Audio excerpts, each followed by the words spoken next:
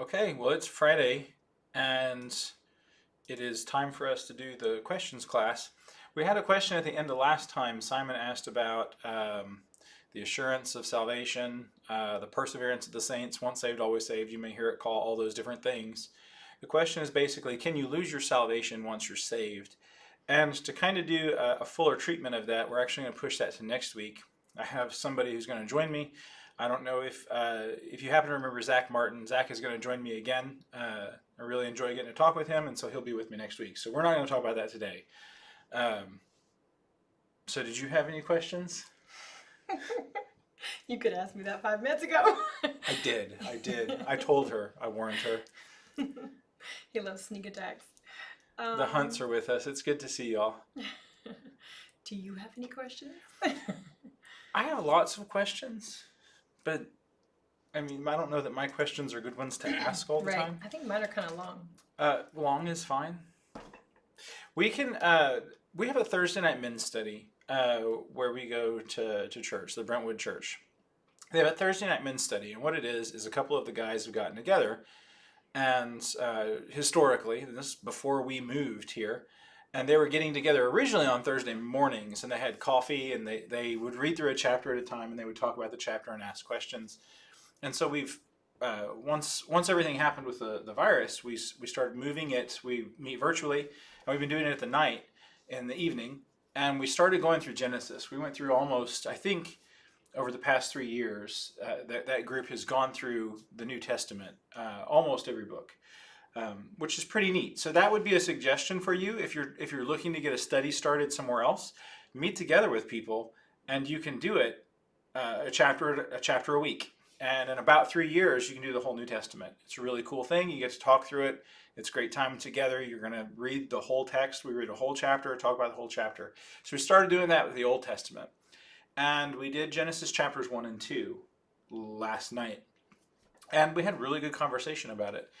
And just there were a lot of interesting things that came out of that chapter. And one of the things that I think is worth talking about maybe tonight is the idea of being the image of God.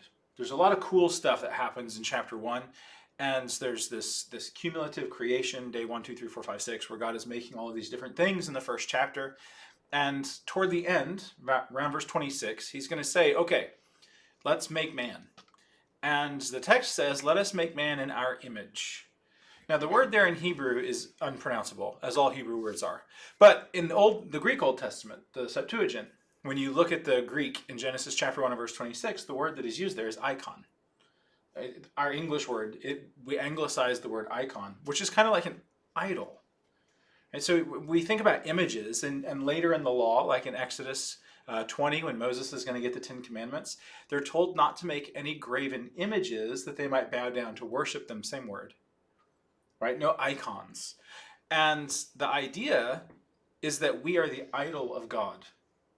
When you think about it, when you think about like kind of what idols were in the ancient world and how they represented a deity or they showed you a deity, people didn't necessarily believe that when they had a statue or whatever, I think that's called fetishism, where you think that you actually have the deity there with you. They didn't necessarily believe that. Some people did. A lot of people believed that it was representative of the deity, or that the god dwelled in that object, and therefore making it special, but that object wasn't necessarily the god itself. So like if your house burned down and your idol was wooden and it got burned up, your god didn't die. Mm-hmm. But what represented, or what gave you maybe a conduit or a channel to communicate with that being, was destroyed. That's kind of what this is. So God is taking that human language. When the original audience heard this, and God tells them, hey, you're my idol, you're my image, what would that have meant to them? And so then when you kind of look at what that ought to mean to us today, well, we talk about people being made in the image of God. And what does that mean? When somebody says that, well, I believe all people are made in the image of God and they have intrinsic worth. What does that mean? We usually use the word likeness, or something that looks like God or somehow represents some aspect of God.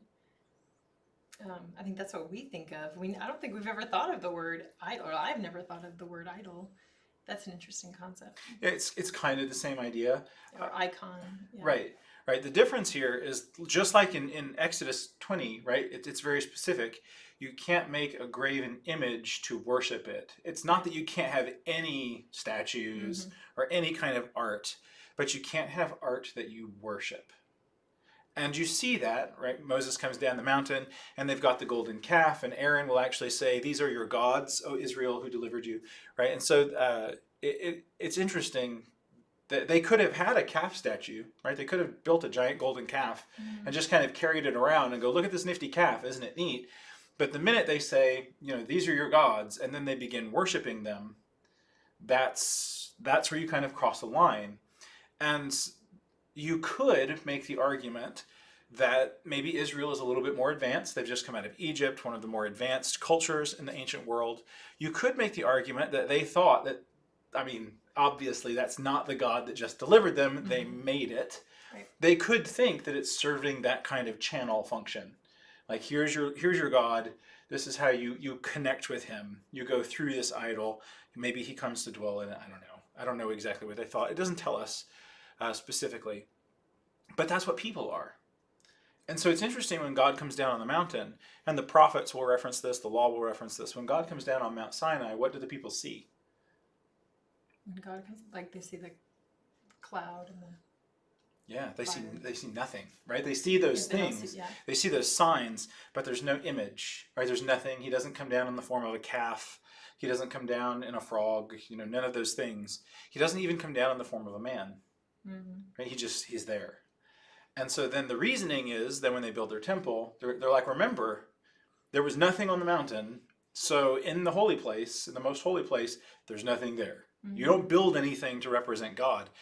And in ancient cultures, that's fairly unique. In fact, it might be unique. I don't know enough about ancient Near Eastern history to know whether that's like absolutely unique or not, but it is fairly unique to have a deity who says, don't make these things. Yeah. And the reason why is because there was already a ton of them. Yeah. They're called people. Yeah. right? So everywhere there's a person, you have these idols, right? These icons of God going around, these things that show you God. If the icon then is kind of, the thought would be the thing through which you channel a connection to the Lord, then you are the thing through which you have your connection to the Lord. There's not some place you have to go. There's not some thing you need to do. You are connected to the Lord because you, by your very nature, are that idol. You are the thing, the conduit itself through which there is this connection to the deity. It's you. And so when we think about kind of the reaching significance of that statement, it is more than just speaking to the formation of you, that you're made and you have value. That's true. But it goes even further than that. It's not just that you have value as a human being because you are made in God's image, but you are the thing through which you connect to God. And he tells us that from the very beginning. And so even later when the temple comes, or the tabernacle, originally the tent of meeting, and then the tabernacle itself, and then the holy place where the high priest will go in, and it says he will meet God at the edge of the mercy seat. So there's kind of this imagery where there's this place where you go to meet God. Well, you should have known, right? Or they should have known that you have to do all those things, right? They don't become optional. When God tells you to do these things, you do them.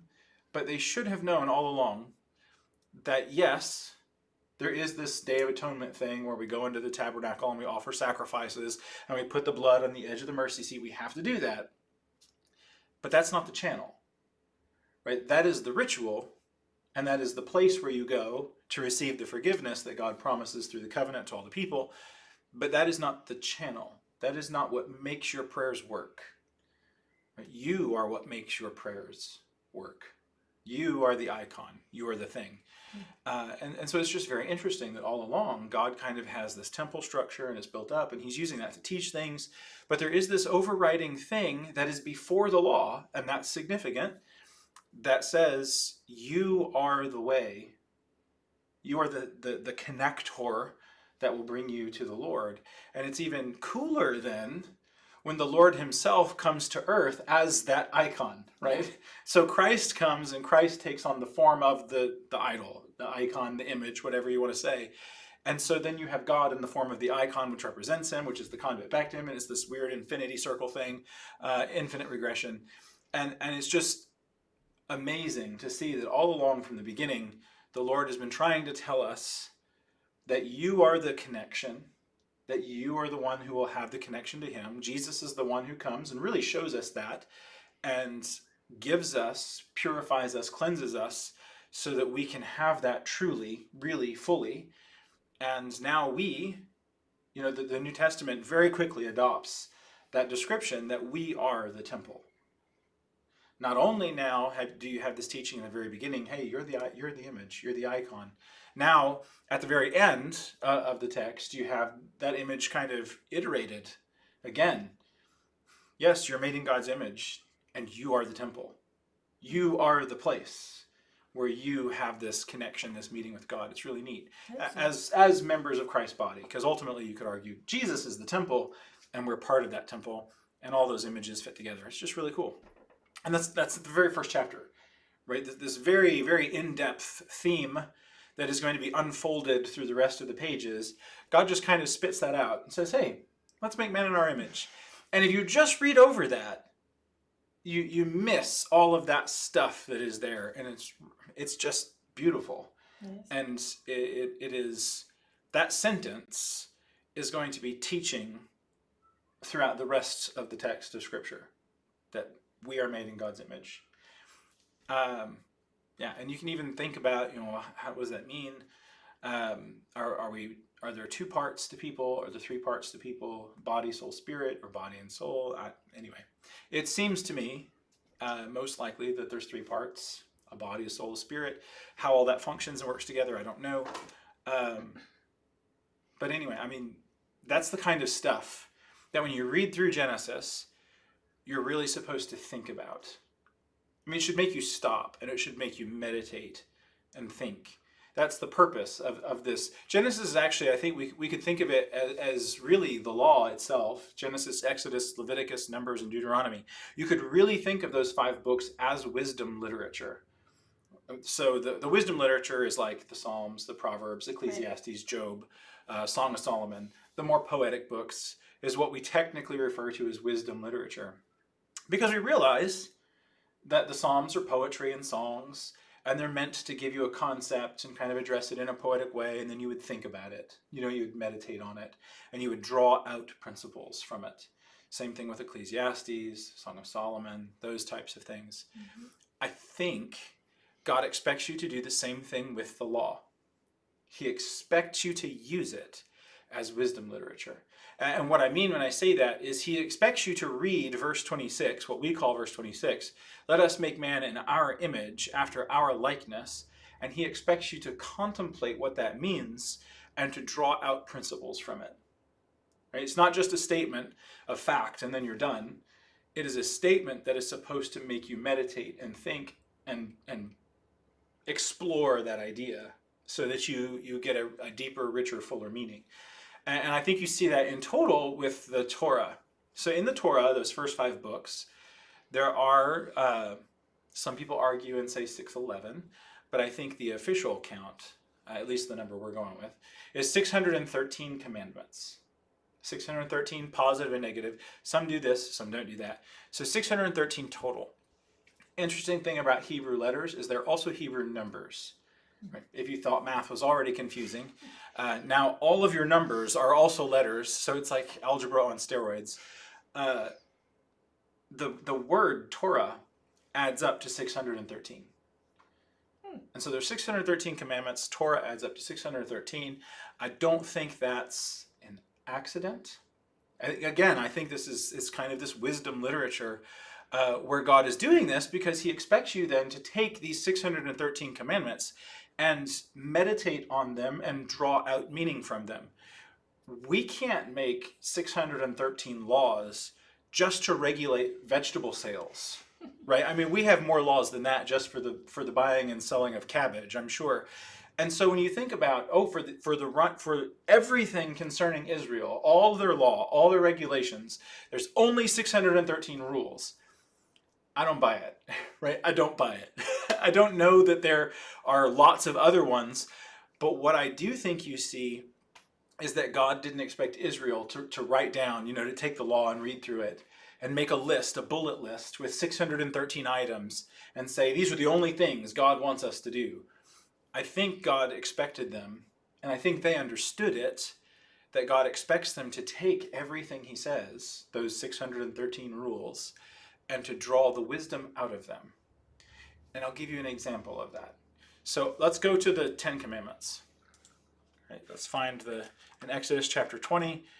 These are the Ten Commandments. Let's open up our Bible over here. We've got it open to Acts 9, but we're going to change that to Exodus 20. Okay, so here's your Ten Commandments. I am the Lord your God who brought you out of the land of Egypt, out of the house of slavery. You shall have no other gods before me. You shall not make for yourself a carved image or any likeness of anything that is in heaven above, or that is in the earth beneath, or that is in the water under the earth. You shall not bow down to them, and you shall not serve them, for I, the Lord your God, am a jealous God. At this point, it may be interesting to note that people have different lists of Ten Commandments. Right? So you probably have a list of 10 commandments based upon the religious tradition that you have come out of. If you're Jewish, your list of 10 commandments is slightly different than if you're Catholic. And if you're Catholic, your list might be a little bit different than if you're Protestant, or whatever names you might use to describe yourselves. Everybody has a slightly different ordering. And the reason why that is because here, when you just read that, what is the first commandment? Is it, you shall have no other gods before me? Is that one commandment? And then is another commandment, you shall not make yourself a carved image or any likeness that is in the heaven or the earth, right? So is that a commandment? No carved images. And then in verse 5, you shall not bow down to them and worship them, for I am the Lord your God, I'm a jealous God. Is that a different commandment? Or are those all kind of one thing, just morphed together? Mm-hmm. And so that's where the disagreement comes from. Everybody thinks the same stuff is there. It's just which makes which commandment is kind of the debate, right? So if you see different lists of the 10 commandments, that's why. It's all the information is the same. People just argue about, well, what is actually definitively commandment 1, commandment 2, 3, 4, 5. So everybody has 10. Interestingly enough, it all works out to 10. Probably because God says there's 10. So you have to make the list work. So then you get down, let's see. Here we go. Where we're getting into the commandments that actually interact with people. Traditionally, this is the 5th commandment, honor your father and mother. This one, right there. And then, number 6, you shall not murder. What does that mean? You shall not kill. At all? Ever? You shall not kill with evil intent.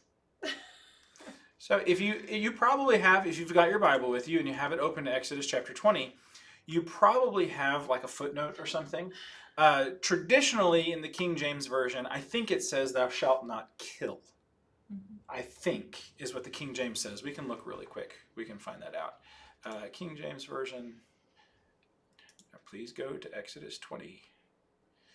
Computer's running a little slow. There we go. Okay, so verse 13, thou shalt not kill. Yeah, King James Version. There is an edition of the King James Version that says thou shalt kill. It's called the Evil Bible. If you have one of those, it's worth a lot of money. So King James says you shall not kill. The English Standard Version and most modern translations probably say something like you shall not murder, because the word there, it doesn't mean you can't ever take a life. Because shortly after this is given, Israelites are going to go fight in battles and they're going to kill people. So then God is going to tell them, hey, go conquer the promised land and drive out all the Canaanites and kill the people who won't leave. So if it's you can't kill ever, then God is going to give them this commandment and then turn right around and break it. And when you look at the word that's used, it does mean kill in an unlawful way, right? To murder. It also would include things like negligence. So if you are negligent and somebody dies, Simon said to kill for personal gain or out of anger. Yeah, to murder somebody. Murder is a really good English word. And it even is more in depth than that, in that it would cover like doing stupid things Mm. and killing somebody. You would have Being broken that. reckless, Right. yeah. Reckless, being negligent. Because you're not caring about the other person Right. enough to Right. careful. Yeah. Right. And now, when you get to the New Testament, there's going to be, I don't know, this itinerant rabbi who goes around and has this really bad habit of quoting the law. And it really makes a lot of people angry. And in the sermon, what we call the Sermon on the Mount, some people like to call it the mountain message. There's all sorts of different names for it. Unfortunately, when Jesus wrote his notes down, he didn't title it. It's probably, so when you get to Matthew 5, 6, and 7, those are the chapters that have the Sermon on the Mount in it. Probably this is something that Jesus talked about often, and this is Matthew's kind of recording of the general statements or the general sayings that Jesus said. This may have been one instance of him giving this sermon, and Matthew gets it from start to finish. Luke has a very similar discussion, but it's different. And so Right. it seems like Jesus went around to different places and he taught the same things. Same basic message. Yeah, but he didn't use the exact same words every time. Mhm. And that's fine. I mean, we do that in our teaching all the time. I don't expect you to use the exact same words every time you teach our children, all the different children, the same thing. Mhm. You can use different words. It's okay. And so I think Jesus is doing that. Well, Jesus, in his discussion, he is going to talk to his followers. He's going to talk to them about different things that they have heard. He's going to say, you have heard that it was said, but I say to you. And one of the times where he does that is in verse 21. And what he's going to appeal back to are the 10 commandments. So Exodus chapter 20, commandment number 6, where it says, you shall not kill, you shall not murder. Mhm. And he is going to do what we talked about earlier. He is going to draw out the wisdom. Because if you shall not murder is the commandment, can you punch people in the face? I guess not. Yeah, you can. You just can't kill them. Right? Can I hit you in the head with a stick? Not to kill. As long as you don't die, right? Can I hate your guts? No. I mean, right, I can't. But no, I mean, I could. Did I break that commandment if I just hate you completely and I want bad for you all the time? No, I mean, I didn't kill you. And so what happens is if you take the commandments as strictly legal statements, you shall not kill. Well, as long as I don't kill you, then I haven't broken the commandment. As long as I don't murder you, then I'm safe. Well, what Jesus does in Matthew chapter 5 is he takes that commandment and he treats it like wisdom literature. So he says, you have heard that it was said to those of old, you shall not murder, and whoever murders will be liable to judgment. That's the law, right? That's what the law says. But I say to you, and so what you're getting here is Jesus isn't changing the law.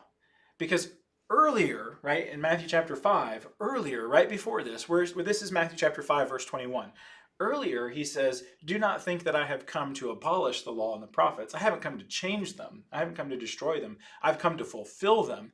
So then it would be really weird if after saying that, Jesus changes the law, right? So he's not changing it.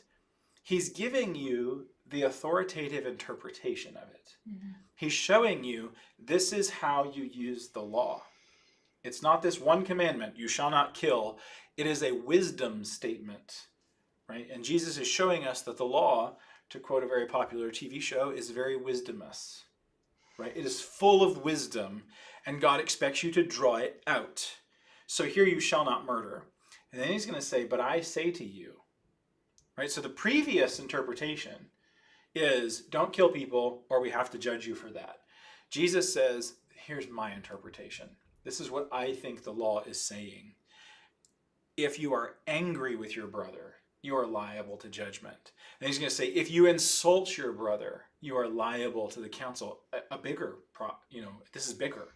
So the first thing is you're going to be in trouble. And now we're going before the whole council, right? It just got bigger. And then the last thing he says, and whoever says you fool will be liable to the hell of fire. And so he's actually stepping down hate, right? whoever insults, you're angry, then you're going to insult. And he's stepping down, Mm-hmm. right? I can insult you and treat you poorly and really not hate you. I might just be frustrated with you Mm-hmm. and call you a name or something. And Jesus says, if you do that, you're going to be liable to the hell of fire. And so he does the opposite. We would think that as you decrease, as you back away from murder, we would expect him to get lower and lower with the punishment. But he does the opposite. He steps it up. And so it seems like what he is saying is that when you look through this, the application of this, the way you use this commandment as wisdom literature, is that it's more than just don't kill. Yeah. It's everything involved in that process. It is the belittling of another human. It is the denigrating them, the removal of their humanity to treat them as a lower form of life. It is violating the commandment, you shall not murder. Because once you have it in your mind that somebody isn't human, it becomes very easy to kill them. Right? You have to do that. There's this mental process that you go through. When you're training, part of the training process is to learn, for military training, is to learn to shoot targets. You have targets. You neutralize targets. You notice that in military training, like in the movies, if you ever watch a military movie, they don't say, we went out and we killed 43 people. They don't say that. There were 43 enemies and they've been neutralized. We say things like that. Mm-hmm. We dehumanize them, and then we don't have to feel bad about killing them. Right? And so that's what he's saying, and military work is a different realm. I'm just using that as an example. Right. We step down their humanity, and then it becomes easy. Yeah. Well, it's like Jesus is going back to the root, to the heart. And I think Simon made that comment too. He went to the heart issue and went a little bit deeper into the law, he said. Yeah. But I think about that quote that says, watch your thoughts because they become your words. Watch your words because they become your actions. Watch your actions because they become your character. Because so if you back it all the way up to where it began, it was in your thoughts. Mm-hmm. It was in your heart. It was your intention at the very beginning. And so Jesus cuts it out there so that it doesn't ever manifest itself in all of that. And it doesn't change who you are. He Right. wants us to stay pure and stay holy and stay his. And he wants us to not go that far. So he's watching out for us and protecting us by cutting it back at the very beginning and saying, no, start there. That's where you went wrong to start with. Right. So let's just stop it there. That's wrong right there at the beginning. Right. And the cool thing is that's exactly how wisdom literature is used in the Hebrew culture and in the ancient world, where, because the Bible doesn't happen in a vacuum, right? Mm-hmm. The Israelites aren't just like lifted out of the universe and they do their own little Israelite thing.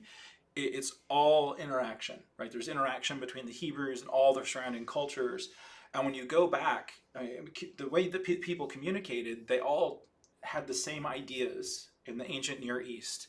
And so the way they understood law was similar. The way they applied law was similar.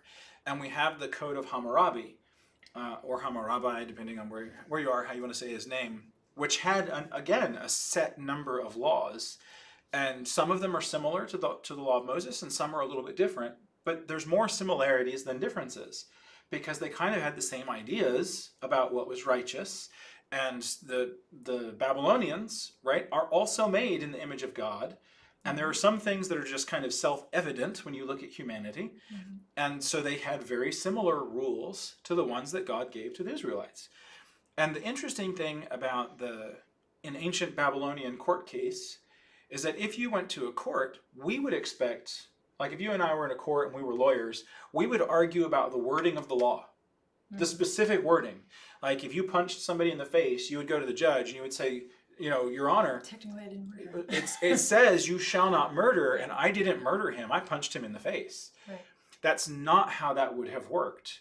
They actually, interestingly, very rarely appealed to the specific wording of the law in Babylonian court cases. We have lots of records of those. What they did is they would appeal to the character. The law tells you the kind of person you should be, and then it is your character. That's who you are. It's the kind of people you are. And so in those court cases, the lawyers would appeal not to specific wording, but to character. This isn't who we are. This isn't how we behave.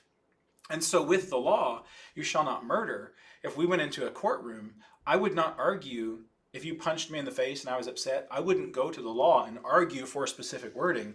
I would say, we are not supposed to be violent toward one another. And that violates the character of who we are. And that's not what we do. And that is wisdom literature. And that's what Christ has done here in Matthew chapter 5. He takes that commandment and he looks at it as though it is wisdom literature, saying not only can you not murder people, but you can't hate them. And not only can you not hate them, you can't speak unkindly to them. You can't demean them and make them lower than yourself. Because all of that violates the character of God's people. It violates the nature of who God made you as his icons to be. And so it's just amazing that you see that.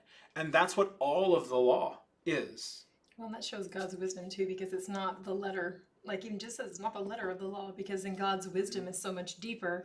There's no loopholes, and there's no getting out of, well, I'm not really guilty because of this and that, because God sees the heart, and so God's law also speaks to the heart. It just makes sense that he would have a law that would do that. Today our judges, their hands are tied. Well, technically the wording does say that, of the law. so I can't do anything, even though the judge would like to sentence them with this, bigger. Yeah, well, my dad was killed in an accident by an intoxicated driver. And at the sentencing portion of the court case, the judge said, I would like to give you a much worse punishment, but the law limits it to this. And in a Babylonian court, that wouldn't have happened. Yeah, wisdom would have reigned and said, right. Well. And the thing is, the law of Hammurabi and even the law of Moses sometimes will associate a punishment with a particular offense. Like the punishment of adultery is supposed to be death. Interestingly enough, the examples we have of adultery taking place in the Old Testament, like David and Bathsheba, nobody dies. Well, I mean, Uriah does, right? But Bathsheba is not put to death. Right, I'm talking about the law. Yeah. Right. Yeah. Bathsheba's not put to death. David's not put to death. And so did they not care about the law? Did they not follow the law? Or did they use the law differently than we would? I think they used the law differently. It's almost like the law kind of gives you the maximum punishment. And this really is not who we are. If you do that, death is the result. Yeah, it's really bad. Right. And you think about how idolatry would carry with it the death penalty, but then you have people all over the place, being idolatrous, and they didn't die. And so there's this sense in which it's not a violation of the law because you're being told this is the kind of people we are. And I do think it hints, right, at a future coming judgment in which all sin will be judged ultimately. But that idea of it being a wisdom, you're being shown the wisdom of God, the character of God, the nature of the Lord's people as icons of God, as images of God. You're being shown who you ought to be, right? And how you should behave then. And so really, like Paul says, it isn't the letter, it's the spirit of the law. That's his argument, right? It's wisdom literature. We have somebody from Serbia. I can't read your name, but I'm glad you're here. Welcome. And if you have questions, that's what this is for. Just throw your questions out, and if we can, we'll try and help and we'll try and talk. I don't know that we've ever had somebody from Serbia here before. Yeah, at least no one's ever told us. Yeah, that's pretty cool. Glad you're here. So I had a thought too. What about, like, the law is also showing the wisdom. You're saying it's showing the wisdom of God, but also the mercy of God, because though the justice for David and Bathsheba would have been death, they didn't receive that because God is also a very merciful God. Yes. So like you said, that was the highest punishment, but they did not receive that. So in that wisdom, there's also there's mercy. So that shows another aspect of God. Yeah, there's a couple places in the prophets that bear that out. And so there's this question in Micah 6, what shall we bring to the Lord as an offering? And the idea seems to kind of be, with what shall we atone? With what shall we make ourselves holy? How will we be worthy of being the Lord's people? And they'll ask some very, hyperbolic things, thousands of rams, 1,000 rivers of oil, the things that they would offer at the temple. And God says, he has told you, so this is Micah 6 and verse 8, he has told you, O man, what is good. And what does the Lord require of you but to do justice, to love kindness, and to walk humbly with your God? And the idea of justice there isn't that criminals get what they deserve. The idea of justice there is that you're actually seeking for equality. Right? That is kind of the sense of biblical justice. Not that criminals get punished, because if that's the case, then everybody's in trouble. Yeah. But biblical justice is kind of a lifting up of others. Yeah. And if you like the Bible Project, if you actually just go to YouTube and type in Bible Project Justice, they have a really great short video that shows you that and illustrates it without getting too complicated. And so if you don't know ancient languages really well, you don't need to. They do a fantastic job of showing you this is the biblical concept of justice, God wanting you to lift people up. So that's one place. And another place where you could go is you can go to Hosea. And the easy way to remember this is it's Micah 6:6 and it's Hosea 6:6. So you can go to either one of those places and you're going to get kind of the same thing, right? I desire steadfast love and not sacrifice, the knowledge of God rather than burnt offerings. And some translations in verse 6 are actually going to say, I desire mercy. And that's how Jesus will quote it. Jesus will say mercy. I desire mercy and not sacrifice. And so when we think about this idea of making sure that people get what they deserve, that's not really the attitude that we ought to have as the image of God. It's not easy to forgive. One of the most difficult things that I ever had to do was to forgive that man who killed my father. That was hard, especially when he doesn't want your forgiveness and they show no remorse. It's hard. But as the image of God, that's what we are to be. God is merciful. Yeah. And we are to be merciful. Simon said, do you think it should be to the letter of the law when it comes to false prophets? Interestingly enough, we don't really see that every time, right? There are times, like with Elijah at Mount Carmel, where you have the prophets of Baal, and there's 450 of them, and they will, the people of Israel will kind of rally around Elijah, and they will put those 450 prophets to death. But why not till then? I mean, they've been there all along. There's going to be lots more of them afterwards.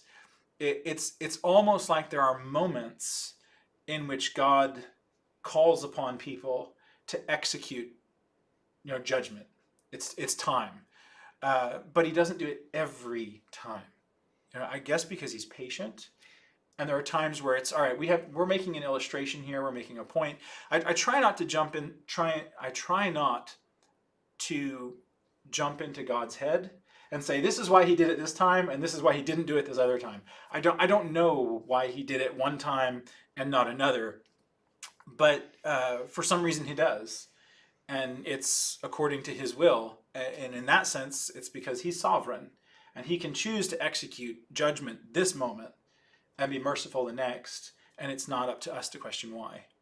And so I guess to answer the question, like maybe for a modern time, to answer Simon's question, is you cannot tolerate false prophets and false teachers. They cannot be tolerated, but that doesn't mean that we push them to the full punishment, right? That we make sure that they're going to get theirs. We can't tolerate the false teaching because legally, when the false teachers crept into the Christian church, if you go back to Deuteronomy 13, when false prophets arise, the punishment is death. Mm-hmm. Right? But I don't remember Paul ever calling for anybody to be killed. Mm-mm. He just stands against their teaching. Right. He says, you can't do that. God's justice makes us know that we need to take him seriously, that he's not playing around, but then his mercy causes us to have this thankfulness and this love in our heart for his great love, his mercy to us. So he has the perfect balance to draw people to him. And I think, the different times that he shows his justice he executes judgment. Yeah. And then his mercy, he does it all perfectly. He does it for all the right reasons. Because he's God. Everything he does is perfect and good. And, it's not our job to wonder why, because he has it all figured out. And He did it, so it's right. He did it, so it's right. So Our friend from Serbia, I wish I could read your name. If you happen to be able to maybe like anglicize that, or to kind of write it in English, you're writing questions in English, so I guess maybe you could do that. Then I could actually call you by your name. What kind of Christian are you? That is a great question. And it's actually a question that I wish we didn't have to answer. So when we meet and you meet somebody and you say, well, what kind of faith do you have? And they say, well, I'm a Christian. I wish that was as far as it went. And we could say, oh, well, good, I'm a Christian too. Because that's what you see in the Bible, right? When you read through the New Testament, there's no discussion of, when Paul goes to Antioch and he meets the church there, he doesn't ask them, well, what kind of Christians are you? Are you Orthodox or are you Roman Catholic? well, there was some of that then too already, because There were I'm divisions. A Paul, I'm a Cephas, Yeah, right, yeah. right. And There so was already that. humans have this desire, I think we call it pride.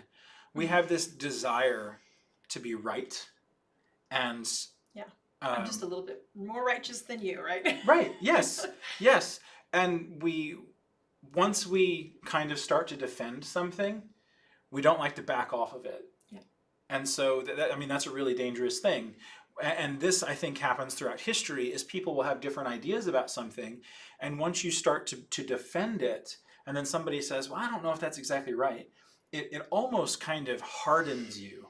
Well, now I'm going to defend this until I die because you suggested that it could be wrong. And instead of working together, we find ourselves working against each Just a other. lack of humility, like you said, the pride. Yeah. It's just. And I'm not blaming anybody in history for that. That's something that everybody does. If we're honest with ourselves, we do that all the time. That's just Satan working against us and trying to cause division in the church, and so yeah. Tracy Chapman said she is a flawed Bible Christian. Yes. Maybe that's the right time. What kind of Christian am I? I'm a forgiven one. Yes. I would describe myself as, I really don't like to go beyond like the word disciple. A disciple of Jesus. I follow Christ. And I wish that we could get rid of everything else. And we're ever changing and ever growing as Yeah. we learn more. As we grow in our knowledge, we're supposed to always be changed and conformed. So we should never okay, I found the answer. That's what I am, and I'm not going any further, because now we've stunted our growth, and Right. we're never allowing ourselves to grow closer and gain more knowledge of God. Yeah. And a cool thing you can do, each of the big kind of divisions within Christianity, they kind of focus in on one thing. For example, the word Catholic, from the Roman Catholic Church, the word Catholic means universal. So there's a sense in which I am Catholic. Right? I believe there is a universal church. I think I'm part of it. So I'm Catholic.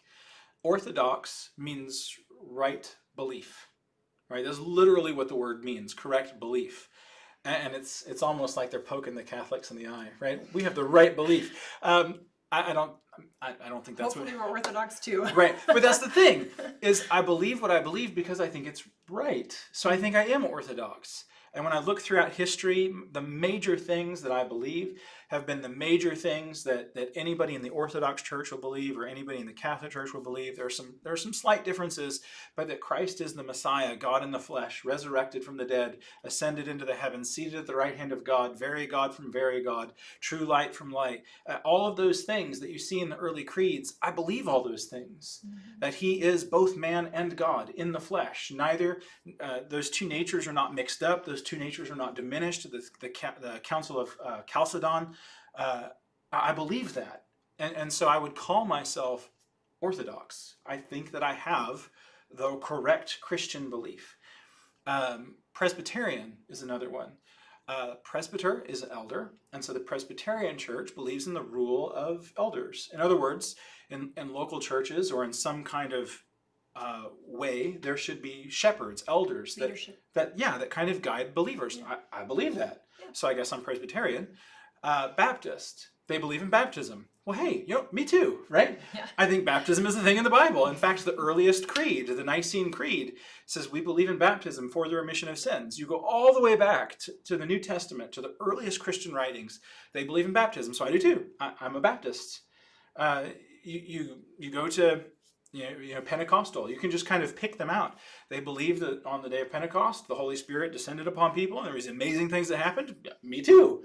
So I agree. Evangelical. The word evangelical comes from the word good news, gospel, right? Well, I believe in the good news. I believe in the gospel, so I'm evangelical. I think that we should be telling people about Jesus. So when you kind of look at all of these different things, I think each of them kind of embody or maybe focus on some particular aspect of Christianity that is important. It is important to be part of the universal church. It is important to be orthodox, to have the right belief. It is important. Baptism is one of those orthodox beliefs. So there's all these things that you see that maybe groups have kind of focused on. And the issue is that if we focus on one thing, we're going to wind up dividing ourselves. Yeah. Or if we kind of, in a sense, we miss the forest for the trees. We focus on this one tree, Right. and then we kind of miss all the other trees, or we don't give them as much attention. And if we kind of step back, we can see all of them and say, well, all of these things have at least a little bit that's right. And so maybe instead of being one of them, maybe we should be all of them. And then that's a disciple. And we do it imperfectly. We make mistakes all the time, but we work our way. Hopefully, we stumble in the direction of Jesus. If we did it perfectly, if we did it perfectly, there'd be nothing that ever divided us, because we'd be unified as God wants us to be. There wouldn't be a need for distinction. We're just Christians. We're all family. We're all part of the same body.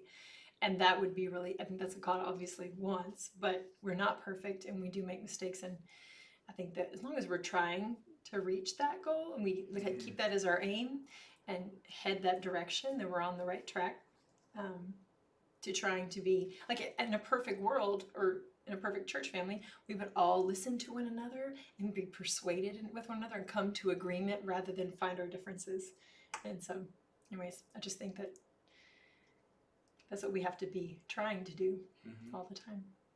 Yeah, we have to work. The Apostle Paul, Simon said, do this real quick. Simon said that words have power and you have to define what you mean, because when one person says one word, it could have multiple definitions. Yes, that's especially true with words that are empty. And what I mean by an empty word is like the word baptism. It's not an English word, it's a Greek word. And we just kind of move it over from Greek into English. And when you do that, you have a word with no meaning. Right? What does it mean to baptize somebody? It doesn't mean anything in English. You have to go back to the original context, right? To the Greek language, to how you see it being used in the scriptures, in order to get any kind of meaning for a word like baptize. So when you just kind of take that word in English and you just kind of toss it out, well, what does it mean? Well, by itself, it means nothing. So you do kind of have to be careful. You have to look at what did the scriptures say? How did the scriptures define this word? How is it used? And that's a lot more complex. It's a much more difficult process than it sounds, right? You can't just go like open up Webster's and look it up, because Webster's is going to tell you how the word is used today. And what you want to know is, how is the word used 2,000 years ago? And really, how was the word used 2,200 years ago?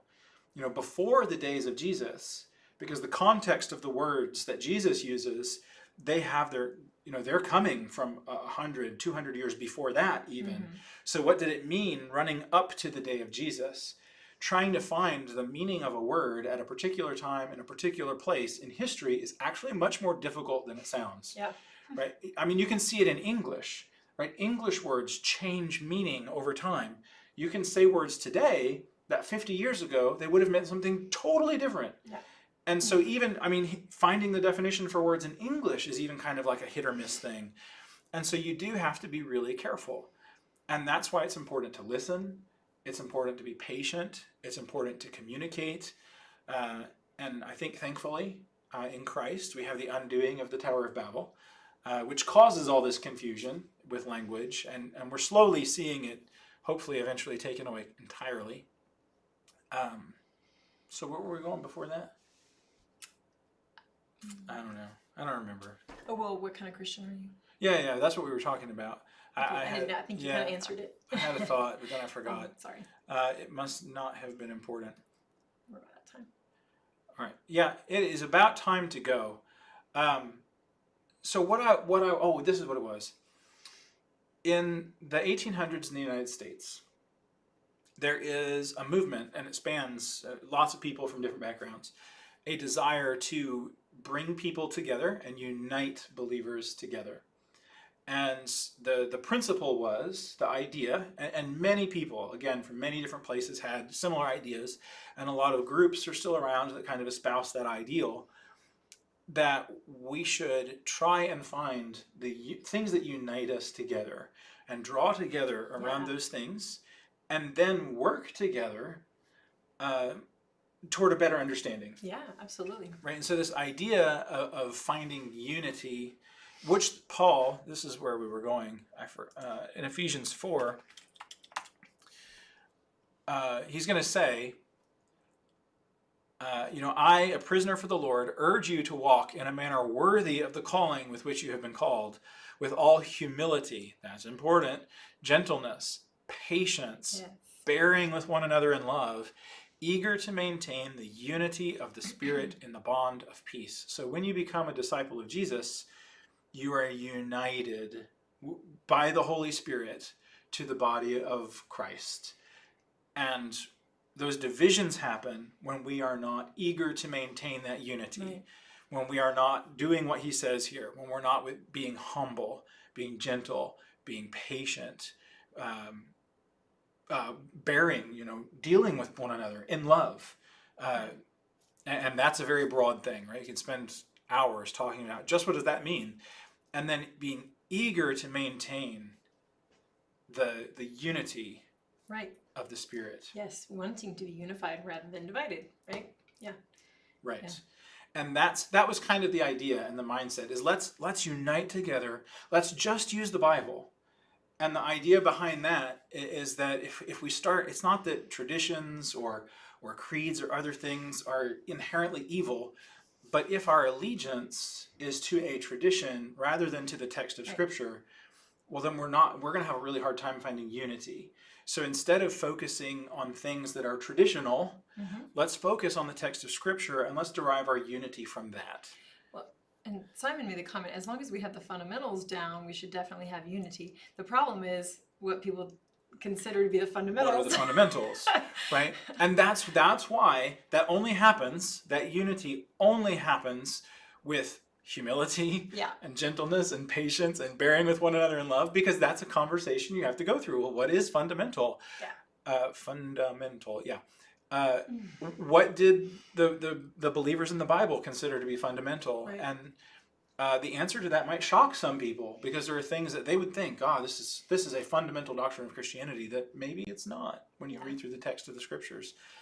And so it's interesting, right? It's hard. And I think part of that difficulty is demanding, right? It forces us to be humble, gentle, patient, bearing with one another in love, striving for unity.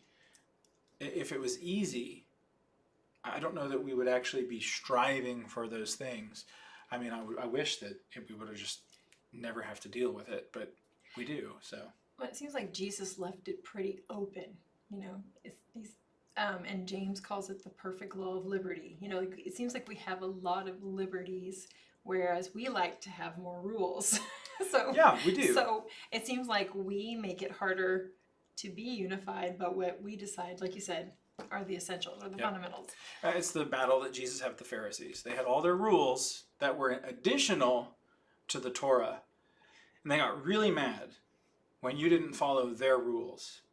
And that was kind of the call in the 1800s. And there's been different times in history where people have kind of done that, where they're like, okay, let's stop doing what the Pharisees did. Let's take away all the extra rules that we've made, and let's stop demanding that people follow those things. And let's go back, like Jesus did, back to the text and say, what is it that God has called upon us to believe?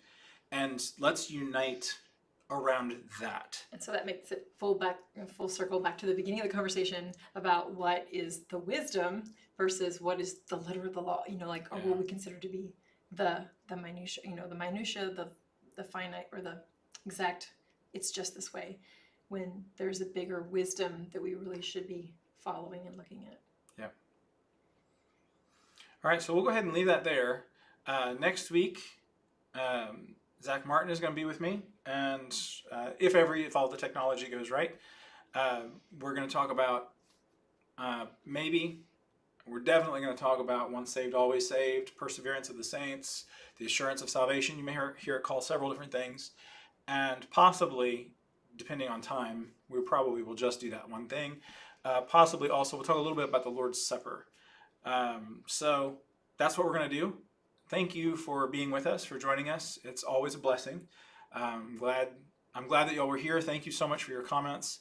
God bless you, and we love you, and we'll see y'all very